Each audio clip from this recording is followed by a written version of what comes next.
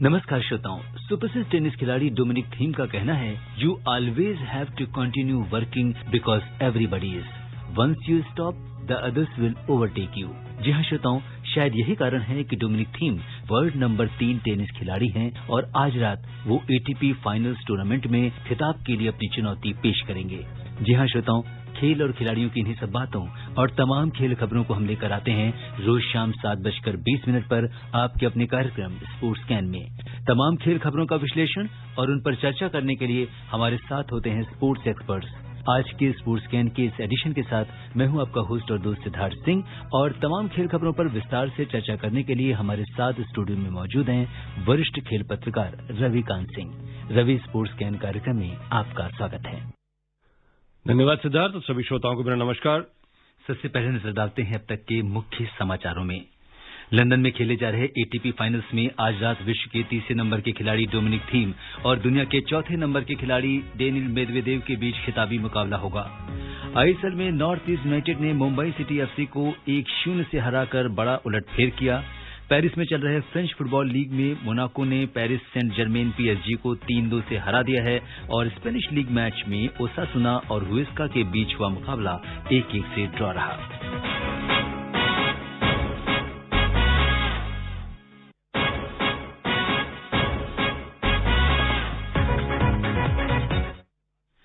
सबसे पहले बात करते हैं टेनिस की एटीपी फाइनल्स की। लंदन में खेले जा रहे एटीपी फाइनल्स में आज रात विश्व के तीसरे नंबर के खिलाड़ी डोमिनिक थीम और दुनिया के चौथे नंबर के खिलाड़ी डेनिल मेदवेदेव के बीच खिताबी मुकाबला होगा। आज इस मुकाबले पर सभी की नजरें लगी हुई हैं। एटीपी फाइनल्स टूर्नामेंट के सेमीफाइनल में क्या कुछ हुआ, ये सुनते हैं हमारी सहयोगी पुष्पलता की इस रिपोर्ट में। इस साल एटीपी फाइनल्स टूर्नामेंट के फाइनल का सफर उतार चढ़ाव भरा रहा। दुनिया के 2 शीर्ष टेनिस खिलाड़ी सेमीफाइनल में अपने अपने मैच हारकर टूर्नामेंट से बाहर हो गए। जहां एक और यूएस ओपन ग्रैंड स्लैम जीतने वाले ऑस्ट्रिया के थीम ने सेमीफाइनल में वर्ल्ड नंबर 1 सर्बिया के नोवाक जोकोविच को 7-5, 6-7, 7-6 से हराकर लगातार दूसरी बार फाइनल में जगह बनाई। वहीं दूसरी ओर दूसरे सेमीफाइनल में रूस के डेनिल मेदवेदेव ने बड़ा उलटफेर करते हुए वर्ल्ड नंबर 2 स्पेन के राफेल नडाल को 3-6, 7-6, 6-3 से हराया। इसके साथ ही मेदवेदेव ने एटीपी फाइनल्स टूर्नामेंट में लगातार चौथी जीत दर्ज की। नडाल के खिलाफ मेदवेदेव की ये पहली जीत रही। अब तक दोनों के बीच 4 मैच हुए जिनमें नडाल ने 3 बार मेदवेदेव को शिकस्त दी। अगर दोनों फाइनलिस्ट के इस साल के सफर पर एक नजर डालें तो थीम के लिए ये साल काफी शानदार रहा है। शुरुआत में वे ऑस्ट्रेलियन ओपन के फाइनल तक पहुंचे थे जहां उन्हें जोकोविच ने शिकस्त दी थी। इसके बाद फ्रेंच ओपन में भी क्वार्टर फाइनल तक पहुंचे। उन्होंने पहली बार यूएस ओपन ग्रैंड स्लैम भी जीता। वहीं मेदवेदेव अब तक कोई ग्रैंड स्लैम नहीं जीत सके। इस साल नवंबर में उन्होंने फ्रांस में एटीपी मास्टर्स अपने नाम किया। Pushplata Sharma, sports can. जी हाँ, एटीपी फाइनल्स पर सबकी नजरें लगी हुई हैं और जैसा कि बहुत सारे उलटफेर देखने को मिलते हैं इसमें, जिस तरह से अगर हम देखें तो रवि 2 टॉप जो प्लेयर्स हैं वो इसमें से बाहर हो गए और इन दोनों ने जो 3 और 4 नंबर के जो खिलाड़ी हैं इन्होंने अपनी जगह बनाई। देखिए, दुनिया में जो आप टॉप 10 में होते हैं तो कोई भी अपने दिन किसी को भी हरा सकता है, इसमें कोई दो राय नहीं है। लेकिन मेदवेदेव और थीम दोनों ने जो जिस तरह का प्रदर्शन किया है और जिस तरह से अथॉरिटी अपनी दिखाई है, उससे दिख रहा है कि अब जोकोविच का नंबर 1 पर बने रहना कोई उतना आसान काम नहीं रहेगा। और नडाल, जिनकी अब उम्र भी हो रही है, थकान का भी उन पर असर दिखने लगता है जैसे जैसे टूर्नामेंट आगे बढ़ता है, तो जाहिर है कि उनके लिए भी अब काम बिल्कुल आसान नहीं होगा। भले ही फ्रेंच ओपन विजेता रहे नडाल, लेकिन क्ले कोर्ट पर खेलना और हार्ड कोर्ट पर खेलना अलग बात है और हार्ड कोर्ट का ये मुकाबला चल रहा है। एटीपी फाइनल हमेशा हार्ड कोर्ट पर खेले जाते हैं। इसी कारण से यहां पे कहीं बेहतर परफॉर्मेंस मुझे लगा कि थीम ने दिखाया, ज्यादा कंट्रोल्ड गेम दिखाया। बिल्कुल, और जिस तरह से उन्होंने जो दोनों के बीच में रफाल और इनके बीच में जो मैच हुए हैं अभी तक, उसमें से हमेशा मतलब मेदवेदेव की हार ही हुई है, लेकिन पहली बार जो है उन्हें ये मौका मिला कि नडाल को हराने का और उन्होंने इसका बखूबी फायदा उठाया। और जिस तरह से, हालांकि अगर हम इसके मैच को देखें, 3-6, 7-6 और 6-3 से हराया है। यहाँ देखिए, पहला सेट हारने के बाद मेदवेदेव ने कमबैक किया है। ये दिखा रहा है उनका आत्मविश्वास। कई बार ऐसा होता है कि खिलाड़ी पहले से मानकर चलता है कि मुझे तो मुश्किल होगी ही, और उसके बाद जब आपके शॉट्स लगने लगते हैं तब जाकर कहीं आपका आत्मविश्वास बढ़ता है, और वही आत्मविश्वास का यहाँ पे हमने नतीजा देखा कि मेडवेडेव ने ये मुकाबला 3 सेट में जीत लिया नडाल के खिलाफ। बिल्कुल, और बड़ी कंसिस्टेंस परफॉर्मेंस रही है इनकी, कंसिस्टेंसी रही है इसमें, और इन्होंने लगातार चौथी जीत दर्ज की है। इससे पहले चौथी वरीयता प्राप्त मेदवेदेव ने पहली बार टूर्नामेंट में खेल रहे डिएगो शॉर्ट्जमैन को 6-3, 6-3 से हराया था। सेमीफाइनल से पहले मेदवेदेव ने टूर्नामेंट में एक भी सेट नहीं गंवाया था। वे एकमात्र खिलाड़ी रहे जिन्होंने एक भी ग्रुप मुकाबला नहीं हारा। तो इस बार एक चैंपियन की तरह खेला है उन्होंने। बिल्कुल चैंपियन की तरह खेला, और जिस तरह से ग्रुप मुकाबले होते हैं, एटीपी फाइनल्स का जो फॉर्मेट होता है वो बिल्कुल अलग होता है। जो चोटी के 8 खिलाड़ी होते हैं दुनिया के, वही भाग लेते हैं एटीपी फाइनल्स में। और एटीपी फाइनल्स से हम पारंपरिक रूप से मानते हैं कि ये सीजन एंडर होता है। तो सीजन एंडर में टॉप 8 खिलाड़ियों का मुकाबला आप देख पाएंगे, और इसीलिए 2 ग्रुप में बांटा जाता है ताकि नॉकआउट ना हो और कोई भी खिलाड़ी जल्दी बाहर ना हो जाए।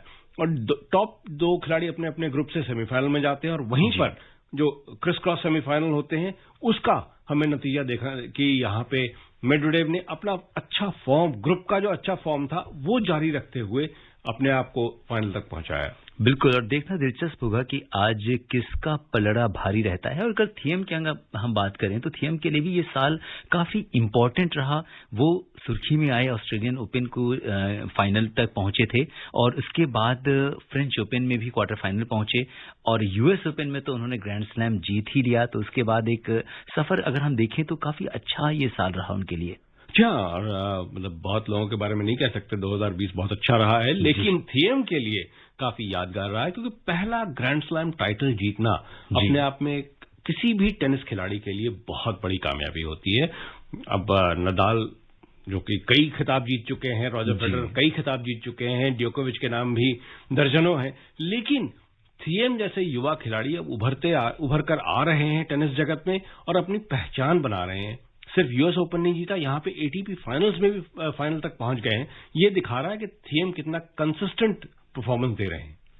बिल्कुल, और जोकोविच ने भी थीम की तारीफ में सोशल साइट पर लिखा कि शानदार थीम, तुमने अपनी क्षमताएं दिखाई। जब तुम तीसरे सेट के टाई ब्रेकर में कमजोर पड़ रहे थे, तुम इस जीत के काबिल हो। एक बार फिर तुम्हारे साथ अच्छा मुकाबला खेलना मेरे लिए सौभाग्यपूर्ण रहा। और जब कोई वर्ल्ड नंबर 1 किसी खिलाड़ी के लिए ये शब्द लिखता है तो ये अपने आप में एक बहुत बड़ी बात होती है।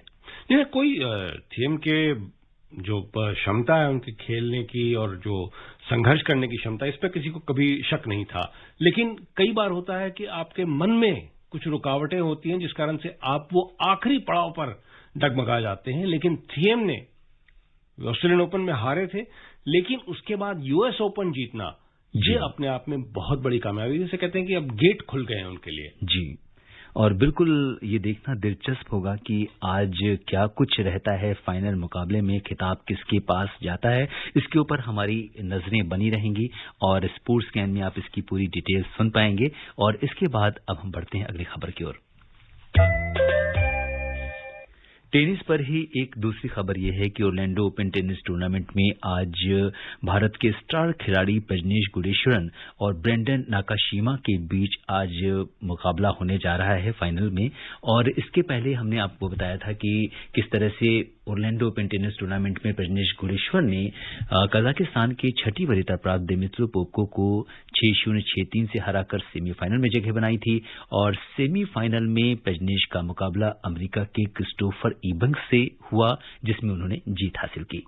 ये बहुत बड़ी कामयाबी है प्रजनेश के लिए, क्योंकि प्रजनेश अब तक स्ट्रगल कर रहे थे। और ये हमें बता देना चाहिए अपने श्रोताओं को कि ये एटीपी टूर्नामेंट नहीं है, ये एटीपी चैलेंजर सीरीज है, जो कि एक लेवल नीचे होता है। तो इस कारण से चैलेंजर से आप जब पॉइंट्स लेकर आप एटीपी टूर्नामेंट्स के लिए अपने आप को क्वालिफाई कर पाते हैं, जब आपके पास इंडिविजुअल रैंकिंग पॉइंट्स इतने हो जाएं, तो ये अच्छा मौका है प्रजनेश के लिए कि कुछ एक पॉइंट्स इकट्ठा करें और अपने आप को एटीपी के लिए लायक बनाएं। बिल्कुल, और निश्चित तौर पर इसके बाद उनकी रैंकिंग में भी चेंज हो सकता है। और इवन भारत में भी अभी वो सुमित नागल के पीछे हैं, और इस जीत के बाद वो सुमित नागल से आगे निकल जाएंगे। ये देखिए, रैंकिंग डिसाइड होती हैं आपकी पॉइंट्स के ऊपर, जो कि आपने एटीपी पॉइंट्स हासिल किए हैं पूरे वर्ल्ड टूर में। और चैलेंजर्स वो एक पड़ाव है जहां पे जो नीचे रैंक खिलाड़ी हैं उनको मौका मिलता है एटीपी पॉइंट्स इकट्ठा करके अपने आप को एटीपी में और आगे बढ़ाने का। तो प्रजनेश के लिए बहुत बड़ी कामयाबी है। और अब बात करते हैं फुटबॉल लीग यानी आईएसएल की। देश की सबसे बड़ी फुटबॉल लीग आईएसएल के दूसरे दिन बड़ा उलटफेर देखने को मिला। कल नॉर्थ ईस्ट यूनाइटेड ने मजबूत मुंबई सिटी एफसी को 1-0 से हरा दिया। मुंबई के खिलाफ उसकी ये 13वें मैच में कुल चौथी जीत है। जनवरी में खेले गए पिछले सीजन के मैच में उसे हार का सामना करना पड़ा था। मुंबई ने पहले 45वें मिनट में 306 पास किए, लेकिन वो एक भी शॉट निशाने पर नहीं लगा पाई। पहले हाफ में मुंबई के अहमद जाही को रेड कार्ड दिखाया गया। उनके मैदान में जाने से 10 खिलाड़ियों के साथ खेल रही मुंबई की मुश्किलें बढ़ गईं। दूसरे हाफ में नॉर्थ ईस्ट यूनाइटेड की टीम ने मुंबई के एक खिलाड़ी के कम होने का बखूबी फायदा उठाया। हाईलैंडर्स ने आक्रामक फुटबॉल खेलना शुरू कर दिया, जिसका उसे फायदा भी मिला। जबकि मैच के 47वें मिनट में नॉर्थ ईस्ट यूनाइटेड को पेनाल्टी का फायदा मिला और अपैया ने इस पेनाल्टी को गोल में बदलकर नॉर्थ ईस्ट यूनाइटेड को 1-0 से आगे कर दिया और नॉर्थ ईस्ट यूनाइटेड ने जीत के साथ आईएसएल में आगाज किया। और आज इसमें एक दूसरे मैच में गोवा का मुकाबला बेंगलुरु से अभी शुरू होने वाला है। तो इस तरीके से अगर हम देखें तो जो आईएसएल है इसका काफी लोगों में क्रेज रहता है।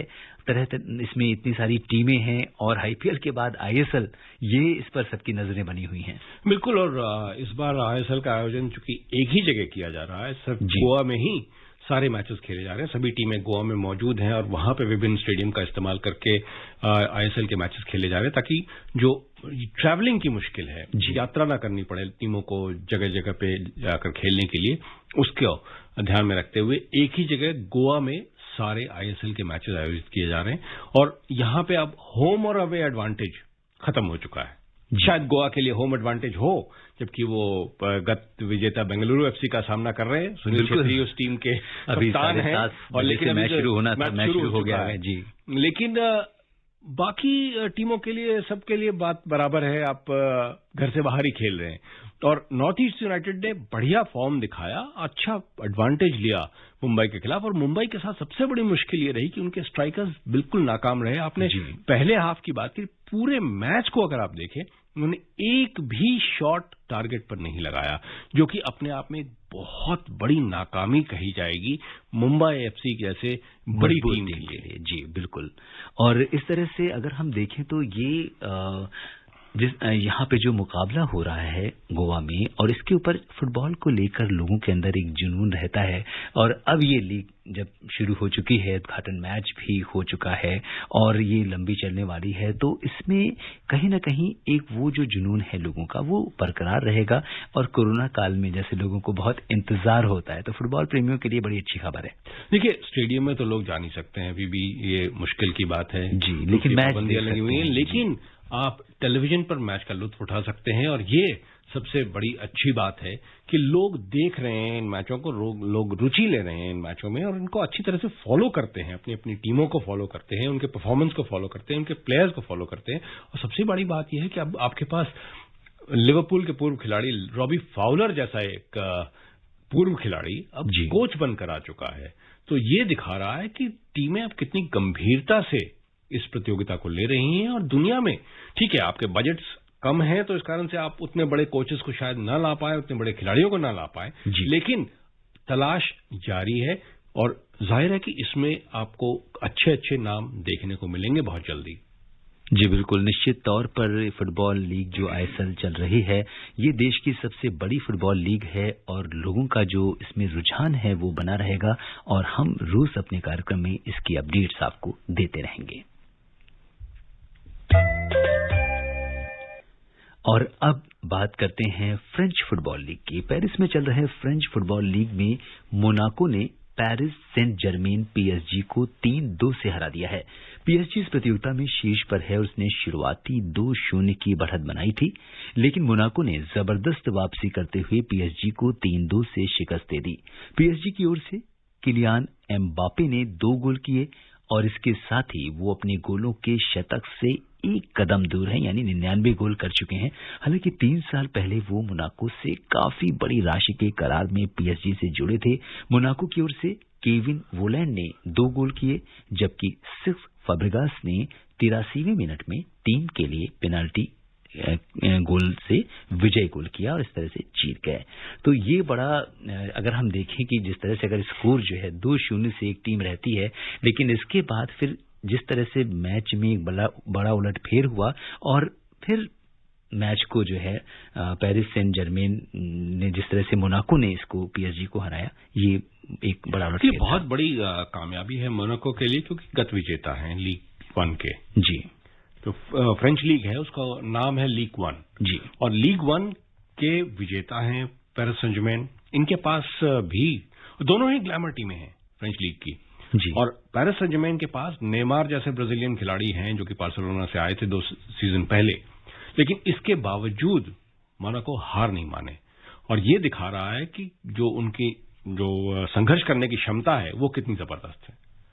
बिल्कुल, और यहाँ पे ऐसे कहते हैं कि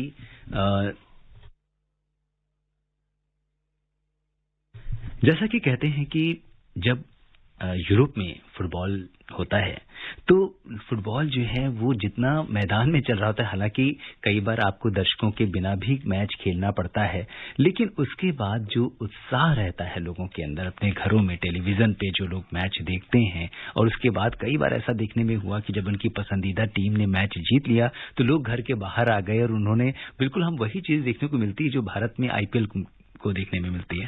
देखिए, फुटबॉल का जुनून यूरोप में बिल्कुल अलग है, एक अलग स्तर पे है, और पेरिस सेंट जर्मेन, मोनाको, ये ऐसी टीमें हैं जिनके पास बहुत बड़ा एक फैन बेस है, और इनको फॉलो करने वाले सिर्फ फ्रांस में ही नहीं बल्कि दुनिया भर में। अब सेस फैब्रिगास स्पेनिश प्लेयर हैं, बार्सिलोना के लिए खेला करते थे, अभी मोनाको के लिए खेल रहे हैं। दोनों के पास अच्छी खासी मतलब राशि होती है खिलाड़ियों की खरीद फरोख्त करने के लिए। इसी कारण से आप देख पाते हैं कि जो बड़े बड़े नाम हैं वो नामी गिरामी खिलाड़ी इन क्लबों में खेल रहे होते हैं, और इसी कारण से जो उनका ग्लैमर कोशेंट है वो काफी ज्यादा बढ़ जाता है। और अब तो फ्रेंच लीग पहले इतनी ज्यादा ग्लैमरस नहीं मानी जाती थी, लेकिन अब धीरे धीरे ये टीमें भी उभर कर आ रही हैं और चोटी की टीमों से मुकाबला कर रही हैं। नामी गिरामी प्लेयर्स भी अब इसमें खेलते हैं और बहुत पसंद की जाती है। और इसके साथ ही हम बात करेंगे एक और लीग की।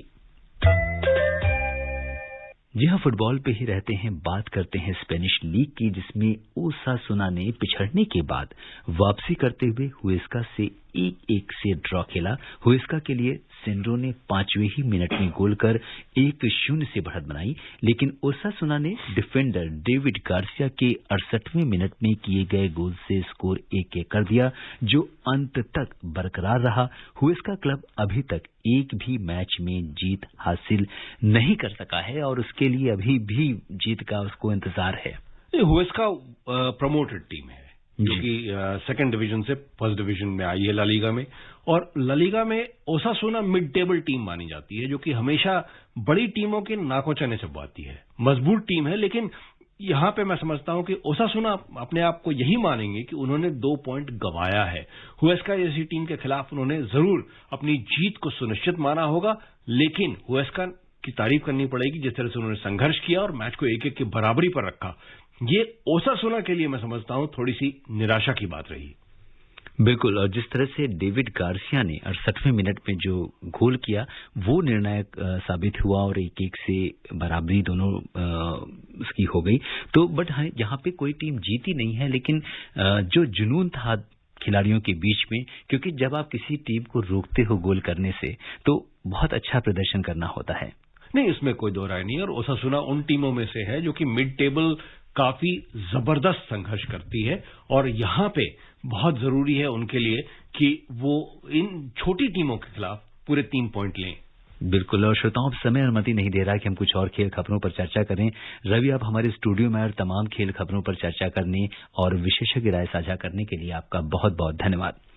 श्रोताओं, स्पोर्ट्स ज्ञान में आज के लिए बस इतना ही। अगर आप इस कार्यक्रम को दोबारा सुनना चाहते हैं तो लॉग इन कर सकते हैं हमारी वेबसाइट newsonair.com पर। कल शाम 7:20 पर दोबारा मुलाकात के वायदे के साथ इजाजत दीजिए अपने होस्ट और दोस्त सिद्धार्थ सिंह को। तब तक के लिए नमस्कार।